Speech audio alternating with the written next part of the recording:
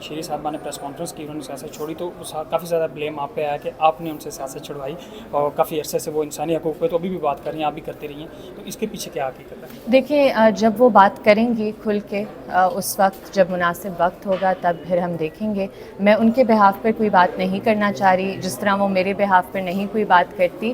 میری اس پہ رائے یہ ہے، دیکھیں اوور آل میں اپنی والدہ کے کیس کی بات نہیں کر رہی، اوور آل سیاسی جماعتوں کو اس طرح آپ نہیں توڑ سکتے. اور آپ ایم کیو ایم کے ساتھ بھی دیکھ لیں، جو پاسٹ میں یہ کرتے ہیں، یہ خود فرینکنسٹائنز مانسٹر کریٹ کرتے ہیں، پھر ان سے کنٹرول نہیں ہوتا، پھر یہ اپنا گن صاف کرنے کے لیے اس طرح کی غیر قانونی چیزیں کرتے ہیں. میڈم سیاسی جماعتیں رابطہ تو کر رہی ہوں گی میڈم سے، نئی پارٹی بنی ہے استحکام وہ آپ پارٹی. ان سے پوچھیں جی، وہ تو گھر پہ ہیں، ان کی طبیعت شدید اچھا، آپ خراب ہے. اپنی طرف سے کچھ بتائیں گی کہ آپ ان کو سیاست سے منع کرتی ہیں کیونکہ آپ کافی سارے سوالات نہ کبھی میں نے انہیں روکا ہوا ہے، نہ انہوں نے مجھے کبھی روکا ہوا ہے. ہم دونوں خود مختار خواتین ہیں، ہم اپنے فیصلے خود کرتی ہیں. انسانی حقوق کی خلاف ورزیوں پہ پاکستان میں آپ کیا کہتی ہیں؟ کیونکہ اس وقت نیشنل انٹرنیشنل لیول پہ بھی کافی سارے لوگ کنڈیم کر رہے ہیں، اس کو کیسے دیکھتے ہیں؟ جی دیکھیں، بہت افسوس کی بات ہے، اور مجھے تو پی ڈی ایم اور یہ جو سیاسی جماعتیں تھیں جو ہمیں 4 سال پر لیکچر دیتی تھی کہ ووٹ کو عزت دو، انہوں نے آ کر صرف ووٹ کو عزت دیا ہے، اور جو ان کی بچی کچی عزت تھی وہ بھی انہوں نے کھو دی ہے اس پروسیس میں. تو ان سے تو بہت ڈس اپوائنٹمنٹ ہوئی ہے. اور جو عمران خان ایک منصوبے کے تحت 4 سالوں سے کر رہا تھا، انہوں نے خود ہی فیصلہ اپنے اوپر یہ ملبہ لیا ہے کہ اب ہم ان سے بھی 4 ہاتھ آگے کر کے یہ کریں گے. تو یہ تو بہت ڈس اپوائنٹنگ سچویشن ہے.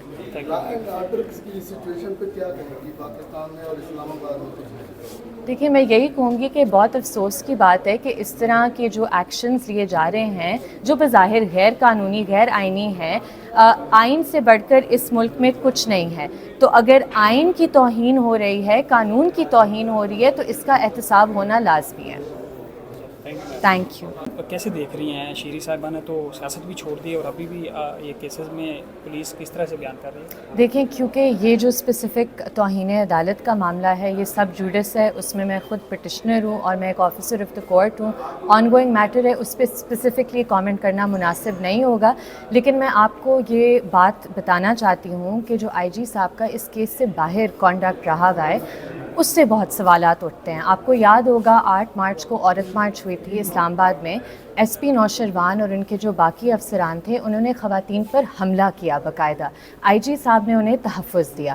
آپ کو یاد ہوگا F9 پارک میں ایک بہت ہینس کرائم ریپ ہوا تھا، اس میں جو 2 مجرمان پکڑے گئے تھے ان کو ایک ایکسٹرا جوڈیشلی ایکسیکیوٹ کیا گیا تھا. آئی جی صاحب نے نہ تو انکوائری کی، انہوں نے تحفظ دیا ان افسران کو. تو یہ ایک ریکرنگ فنومینا ہے. ابھی ریسنٹلی آپ دیکھ لیں، علی افضل ساہی کو اریسٹ کیا تھا، اسلام آباد پولیس نے ڈینائی کیا اور ویڈیو آ گئی. تو جھوٹ بولنا تو ان کے اور ان کے افسران کا کام ہے. اور ان جس تکبر سے یہ پیش آتے ہیں کہ جی ہم سے کوئی پوچھنے والا نہیں ہے. اور میں اس کیس کی بات نہیں کر رہی، میں ہر باقی کیس کی بات کر رہی ہوں جہاں ان کے کانڈکٹ سے نظر آتا ہے کہ اسلام آباد پولیس ایک کرمنل انٹرپرائز کے طور پر چلائی جا رہی ہے. میڈم یہ بتائیے گا کہ ابھی عدالت نے رپورٹ طلب کی ہے کہ وہ گرفتاری دوبارہ کیسے ہوئی. آپ چونکہ شیری صاحبہ تو سیاست چھوڑ چکے ہیں، ابھی آپ کیا چاہتی ہیں اس کیس میں توہین عدالت والے میں کیا ایکسپیکٹ کیا کرتے ہیں؟ دیکھیں، بحیثیت ایک وکیل یہ کہنا ضروری ہے کہ جو توہین عدالت کا معاملہ ہوتا ہے وہ کورٹ اور کنٹیمنر کے درمیان ہوتا ہے.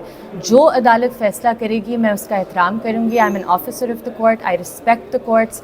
تو جو وہ فیصلہ کریں گی انشاءاللہ اچھا پریسیڈنٹ ہوگا، and I will respect that decision. اچھا،